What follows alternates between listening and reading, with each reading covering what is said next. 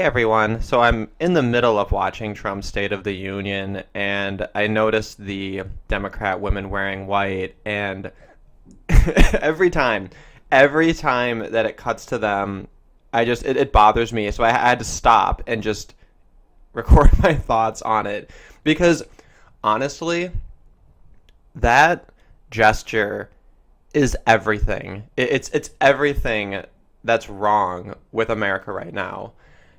And a lot of people, I mean, I'm sure anybody who watches my channel, you know where I'm going with this. But if just take a moment to consider how normal that is to most people, this gesture that these women are doing, where they all wear white in order to make a political statement together, and they chose white to as a callback to the suffragettes. That's part of what they're doing. It's supposed to be a shout out to the voters who elected these women, and they're making it like, oh, look, we're wearing the color of the suffragettes who got women the right to vote, right? And to most people, it's kind of like a wholesome gesture, right? Whenever you do this sort of a thing, it's supposed to be something that everybody agrees with. It's just like every time I've noticed, whenever Trump says something that's pro-America, you see like Nancy Pelosi kind of like hesitate and then begrudgingly start to applaud with everyone, because she's in that position where she doesn't really want to. Like she fucking hates America. She doesn't want to actually applaud that, but she realizes it's a bad look. And that's the same thing that the Democrat women are doing wearing white. Is it's something that you're not allowed to attack them for because it's just perceived as something wholesome that we should all get behind. Well, I'm not behind it. I would actually, like, if I were fucking president, I would call them out. I would say, why are you referencing a bunch of bigoted terrorists? And not just bigoted in terms of the racism, they were sexist, too. One thing that Allison Tiemann had pointed out, it's years ago now, actually. She made a video in kind of a short-lived series of, what was it, like, defeating the feminist frame. And what she pointed out is that when women got the right to vote, that was not an act of equality. That was not in the pursuit of equality. That was female supremacy. And I want to expand on that just a little bit, because whenever you bring it up and say, women don't get conscripted or drafted, yet they have the right to vote, right? There's no reciprocal social obligation. People immediately respond by saying, oh, well, it wouldn't be practical to have women fight, right? They think of all these excuses and all these reasons that you can't have that. And one thing that in these conversations hadn't occurred to me is that when you defend female suffrage on the grounds of equality, you should be seeking some sort of reciprocal obligation. And if your brain is immediately going toward the excuses for why it can't be the same as the male obligation, what it shows is gynocentrism in action. It's showing that what they're doing is looking for an excuse to justify the status quo as it is. But why isn't there any push for a different but reciprocal obligation? Because if it were truly about equality, that would have been one of the top things. And you see this pattern in everything. You can see it in the legal paternal surrender, the lack of it, right? And the double standard that creates in reproductive rights. Whenever somebody's going for the excuse, they're revealing the fact that their intention is not to actually be fair or actually have justice. They're just making up an emotional or an excuse that justifies their emotional state. And the default emotional state is, of course, to defend women, right? That's always the default. That's why gynocentrism is a thing. But it really needs to be put out there that, why is it the case that the people who point out the double standard, it's only the anti-feminists who apparently have the entire burden of defining what this reciprocal obligation should be?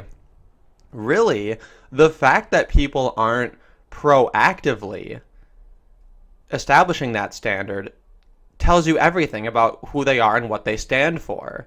And that's one thing I just want to point out, is that, you've probably had that back and forth with people where you point that out, but point out also the fact that you're the one trying to put forth the standard that they're refusing to do? And how come it's you and not them?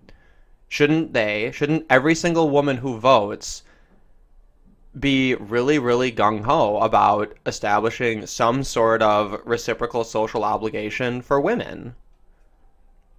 So I'm not even going to say what that should be, because that's not my fucking job.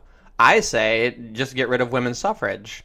I say put that on the table, because frankly, the fact that not enough women, hardly any women, have stepped forward to offer some sort of reciprocal obligation for women, that is grounds to justify just a hard pass on women's suffrage. It's showing something that's some sort of deficit in character, that they're not willing to do it of their own volition, right? We have to have 100 years of female supremacy, and they had to have their arms twisted into admitting it's a double standard, and then once the conversation's out there, all we get are fucking excuses.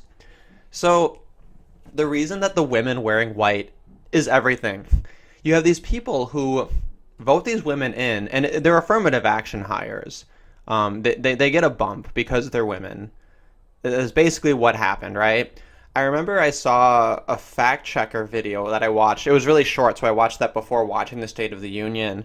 And they were commenting on, they're responding to Trump's claim that there's more women in the workforce than ever, and everybody's applauding it.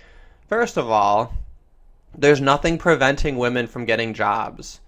You literally have these stupid anti-discrimination laws, and those laws are stupid, by the way. They're forced association. They have nothing to do with actual human rights. They're absolute garbage, and everybody should oppose them.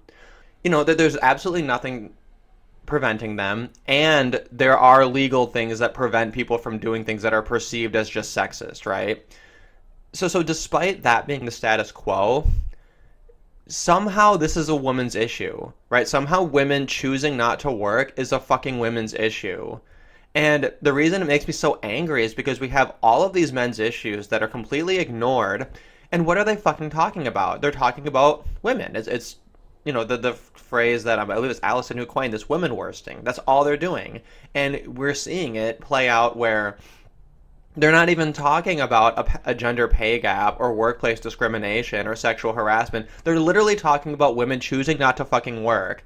And, Trump's championing it as some great thing. Who fucking cares? Why is this even an issue? Why is this even on the table? Why are we even talking about this? And I wish there was just more integrity and more actual valuing of just real fucking values. But no, instead it's just, things are better for women. It literally is, in practice, the traditional, original definition of feminism, which is to judge society based on how well it treats women. So, but anyway, the fact checker said, yeah, it's true, but, which is, of course, they can't just say, yes, we checked this fact, it checks out, it's true. They have to clarify, the number is higher, but the proportion isn't. Right? And the female commentator spins this as, so it's a really complex thing. It's not fucking complex. It's not complex. Not at all. A smaller proportion of women decide to work. This isn't a women's issue. Who the fuck says whether or not it's better or worse in general for women to be in the workplace or not? You could actually make an argument either way, right? You take the egalitarian stance where where that's kind of the default stance, where the more women working, the better, right? But you can also make the argument that women aren't happier, and that you look at, the Scandinavian paradox, which would therefore suggest that this number increasing is a bad thing, right? So you can make the argument either way. I'm not even making the argument either way, because it doesn't fucking matter. That's the real point. The point is, it doesn't fucking matter. Why are we talking about things that don't matter? So what these women in white represent are people who vote based on sex, and they celebrate and pat themselves on the back for voting based on sex, for being bigots, for being female supremacists. And they're gonna wear the most, like the brightest, most catching color you can, right? White. The thing you can't fucking ignore. And I just hate it. It's a symbol of everything that's wrong with democracy. Why don't people question anything? Why can't we question this concept of universal suffrage and how fucking damaging it is?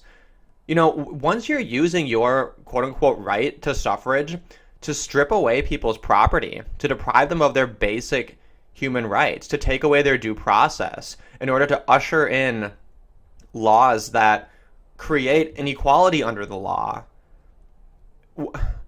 why would you defend that right to suffrage? Why? Why would suffrage be more sacred than that to the point where it allows people to do that? I would make the argument that any group of people that's taking out more from the system, I mean, really, you could do it on an individual basis, right? Anyone who's not a net taxpayer should not have suffrage. Common fucking sense. That should be a common sense position. I don't understand why that's so radical. You know, I mean, and obviously there's the conspiratorial line to it that, you know, people understand what they're doing. They understand that by lowering the standards for suffrage, you get just fucking idiots and greedy people who buy into this shit, who think that what these Democratic women are doing is noble. You know, it's a virtue signal, but behind every virtue signal, when you deconstruct it, you just see how empty and just without value all these people are. They don't pursue or defend anything that fucking matters. So it seems like a petty thing. Oh, who cares? Like, people wear whatever. But, like, it just perfectly encapsulates everything that's wrong with America. All right, that was all I had to say. Thanks for indulging me. This was a little bit of a rant, but God, it feels good to get that off my chest. Everybody have a good day.